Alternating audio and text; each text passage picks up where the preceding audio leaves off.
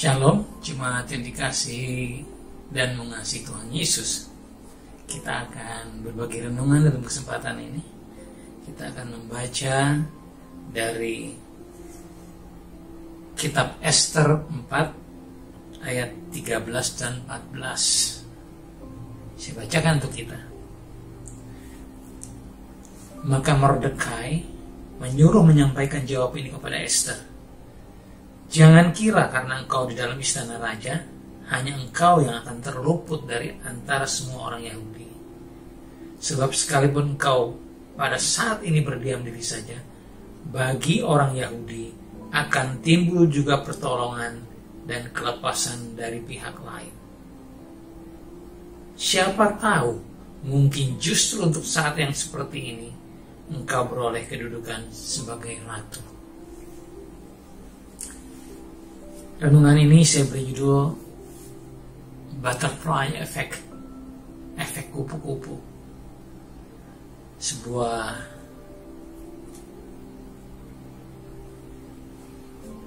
jargon dalam dunia sains mengatakan bahwa kepakan kupu-kupu di Cina bisa menyebabkan badai di Amerika. Ini bukan kutipan bernuansa politik yang membandingkan dua kekuatan negara besar Cina dan Amerika. Bukan masalah naga mengibaskan ekornya dan membuat terhuyung-huyung elang. Bukan itu. Ini analogi dari teori chaos dalam sains yang disebut butterfly effect, efek kupu-kupu. Yang isinya adalah bahwa perubahan kecil dalam sebuah sistem atau kondisi, bahkan tata surya, semesta, dapat saling berdampak. Mordekai sebagai orang Yahudi memegang teguh perintah Tuhan untuk tidak menyembah siapapun dan apapun selain Tuhan. Dalam bacaan kitab Ester kita mendapati bahwa Mordekai, pegawai raja, tidak mau menyembah Haman, seorang petinggi raja, orang yang ditinggalkan oleh Raja Ahasveros, karena dia memegang prinsip sebagai orang Yahudi untuk tidak menyembah apapun dan siapapun selain Tuhan. Prinsip ini juga kita tahu yang mendasari sikap ketiga teman Daniel, Sadrak, Mesak, Abednego, ketika menolak sujud menyembah pada patung emas Raja Nebukadnezar. Karena sikap imannya itu, maka Mordekai mendapat ancaman hukuman mati dari Raja Ahasveros melalui siasat licik dari Haman. Bahkan lebih jauh lagi, Haman bukan hanya menginginkan kecelakaannya Mordekai, ia bahkan menginginkan kematian, kebinasaan semua orang Yahudi di wilayah kekuasaan Ahasveros. Ia menghendaki sebuah genosida, pembunuhan massal atas orang Yahudi, bermula dari kebenciannya terhadap Mordekai yang dianggap tidak mau menghormatinya. Seperti kisah tiga sahabat Daniel, Tuhan menyelamatkan, Tuhan memberikan kemenangan dan kemuliaan bagi mereka yang memegang teguh perintahnya demi memuliakan Dia. Bagian akhir dari konflik Mordekai dan Haman, kita sudah sama-sama tahu, Haman dan anak-anaknya dihukum mati oleh raja. Selain soal keteguhan iman, kisah Ester yang kita baca juga mengajarkan kita untuk peduli satu sama lain sebagai orang yang dipersatukan dalam iman Kristiani.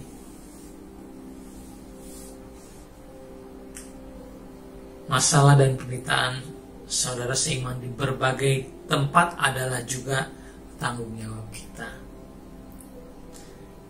Kita harus memiliki kepedulian, termasuk dengan berdoa sungguh-sungguh agar Tuhan campur tangan atas apa yang sedang mereka hadapi.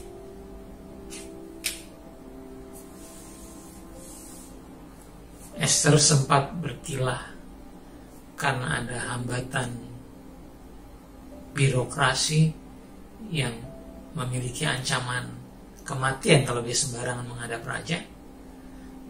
Ester agak sungkan untuk memenuhi permintaan Mordekai menjumpai raja dalam kasus genosida bagi orang Yahudi ini.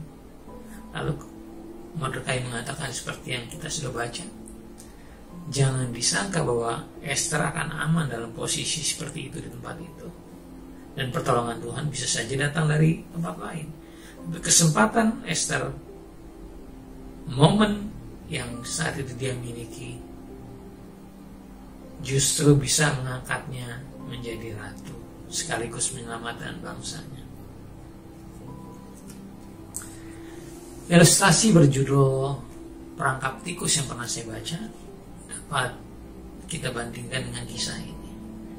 Kisah seekor tikus menemukan sebuah perangkap tikus di rumah petani. Wah, dia agak khawatir. Dia berkata kepada sahabatnya, "Ayam, ada perangkap tikus di rumah petani." Ayam menoleh kepadanya dan mengatakan, "Itu derita lo, bukan derita gue," katanya. Wah, ayam tidak peduli. Lalu dia mendatangi babi. Si tikus mendatangi babi dan menceritakan hal yang sama. Lalu kata babi, "Apa urusannya denganku?" Wah, babi juga tidak peduli ternyata. Lalu dia mendatangi sapi. Sapi justru terbahak-bahak. Kata sapi, "Kamu yang harus hati-hati, bukan saya. Itu kan perangkap untuk kamu." Malam harinya, seekor ular terjebak dalam perangkap tikus itu. Istri petani yang mendengar suara agak ribut di dapur kemudian keluar untuk memeriksa. Dan kemudian ia digigit, dipagut oleh ular itu. Menjadi sakit dia. Demamnya tinggi. Dan untuk mengobati demam yang tinggi itu, petani memotong ayam untuk membuat sup.